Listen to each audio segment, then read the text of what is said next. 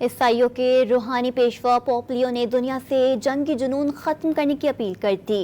Saint Peter's basilica میں خصوصی دعائیہ تقریب سے خطاب میں انہوں نے عالمی رہنماؤں سے براہ راست مخاطب ہوتے ہوئے کہا کہ رک جائیں، اب وقت آ گیا ہے کہ دنیا میں امن قائم کیا جائے، مکالمے اور ثالثی کی میز پر بیٹھیں، نہ کہ اس پر جہاں دوبارہ اسلحہ سازی کی منصوبہ بندی کی جاتی ہے۔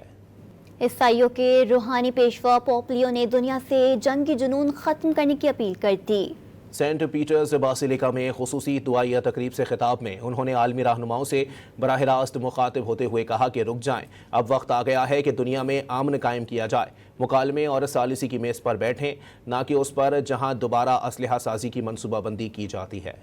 عیسائیوں کے روحانی پیشوا پوپ لیو نے دنیا سے جنگی جنون ختم کرنے کی اپیل کر دی۔ سینٹ پیٹرز باسیلیکا میں خصوصی دعائیہ تقریب سے خطاب میں انہوں نے عالمی رہنماؤں سے براہ راست مخاطب ہوتے ہوئے کہا کہ رک جائیں، اب وقت آ گیا ہے کہ دنیا میں امن قائم کیا جائے، مکالمے اور ثالثی کی میز پر بیٹھیں، نہ کہ اس پر جہاں دوبارہ اسلحہ سازی کی منصوبہ بندی کی جاتی ہے۔